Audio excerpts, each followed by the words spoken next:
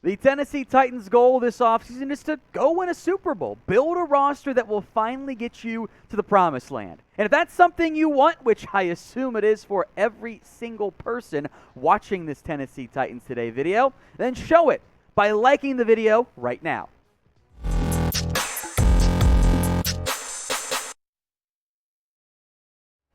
You're watching Tennessee Titans Today. I am Tom Downey. We're breaking down some rumors on Tennessee, including a very intriguing one that I'm pretty on board for, about signing Gronk this offseason. Pro Football Network said the Titans could be a good fit. They could be a destination, a landing spot for Rob Gronkowski. That's Adam Beasley, by the way, the NFL reporter suggesting it.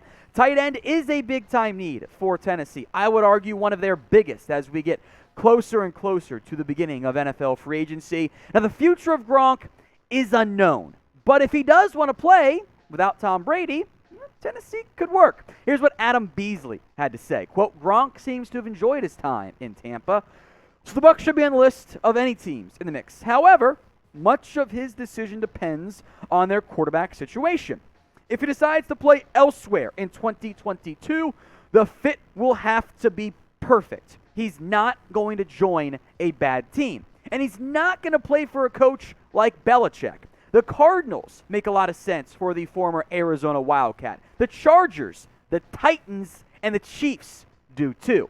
We wonder how Gronk would fit with Kelsey. But if I'm Tennessee, I'm looking to make a splash at tight end. I'm finding a way to retain Harold Landry, pay some other guys, and then I'm looking at the tight end position to make it competent. Because I don't think Tennessee got passable or good enough play at the spot, and it would benefit Tannehill and Henry and that entire offense to have something better than Jeff Swaim, Anthony Firkser, who did not break out as hoped/planned for Tennessee. Michael Pruitt is another area Tennessee could improve on. You can bring back those guys if you want as tight end 2 or 3, but there is no tight end 1 currently on this roster. It just simply does not exist for Tennessee. Gronk, meanwhile, would be a nice addition. I mean, if you got, I would say almost half that level of play out of your tight end, it'd have been better than what Tennessee had this past season. Now, of the 5 teams that were mentioned by Adam Beasley, Tampa, again, that makes sense if maybe Brady doesn't want to retire at some point or if he wants to stick around in Tampa. Arizona does make sense. I think it's actually a very good destination for Gronk. I don't buy the Chiefs side. Do they want to use more 2 tight end sets? Yeah, maybe, but it's just going to go chase a ring, which is fine if Gronk wants to do that. LA is a decent option, but I do think Tennessee should be among those top-tier contenders to land Gronk. So what do you guys think? Would you sign Rob Gronkowski? Type in Y for yes you would or N for no you would not. Now, regardless of if you want Gronk or not, you should want this t-shirt combo pack on sale, 25% off at chatsports.com/Titans combo. It is very difficult to find a t-shirt combo pack at this rate. It is a fantastic deal, and it will not last long on Fanatics. So head over right now to chatsports.com/Titans combo. Let's talk Zach Cunningham. Could the Titans cut him this offseason? As we have suggested here at Chat Sports, so does PFF. Cunningham is a prime cut candidate for the Tennessee Titans. He's got a $10.4 million cap hit in 2022. I think both he and guys like Jack Rabbit Jenkins, prime decisions to move on from.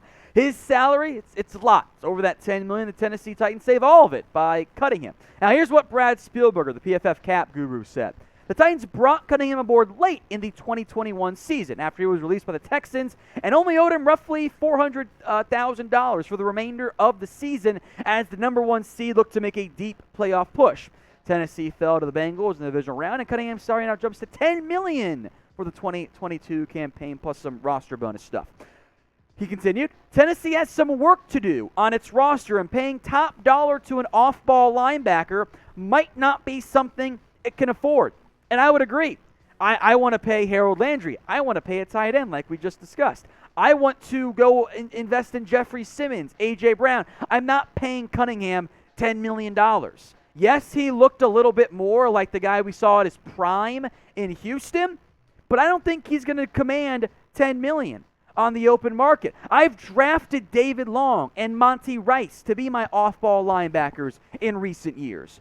I could bring back Evans, Brown, or even restructure Zach Cunningham. Can guarantee him $10 million over 2 or 3 years. Bring that cap hit down from 10 to like 3. That's a lot more doable if I'm Tennessee. But I have no desire, as things currently sit, to invest that level of money for a 1-year deal for a linebacker who I don't think commands that close in free agency. So if he doesn't want to restructure, take a full-fledged pay cut, yeah, I would cut him and then look to move on or even bring him back at a cheaper rate.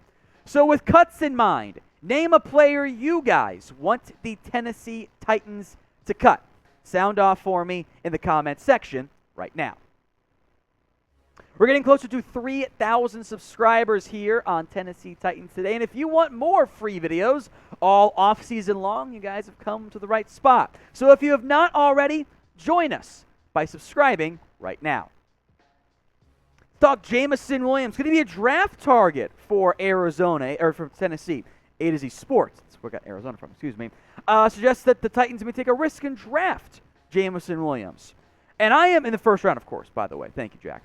He tore his ACL in the CFP National Championship game, and I am fully on board with this idea. This could be your long-term replacement for Julio Jones, and once he's able to help you short-term, is an awesome number 3 option for you. I am very intrigued by this idea. Here's what AtoZ Sports argued. This pick, even though they have to wait on him to recover from his ACL injury, would set up well for the Titans. Julio Jones back in 2022, operates the Titans' number 2 receiver. Williams returned by December-ish and get some NFL experience and prepare to the Titans' number 2 receiver in 2023. And I could see Jameson being back before that figure as well.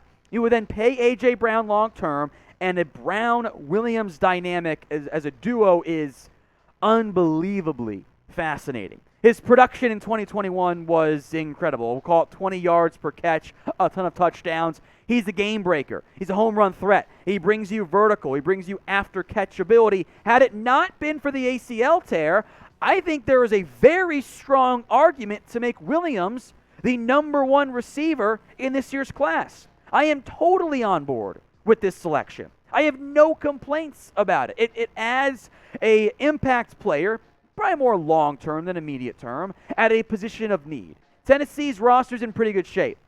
Got to figure out, I would argue, QB, maybe offensive line as well. But drafting late round 1, you're more likely to find an impact receiver than you are to find a true dynamic, offensive lineman, just given the way the draft tends to go. I'd rather take Jameson Williams than, Zion Johnson out of Boston College, for example.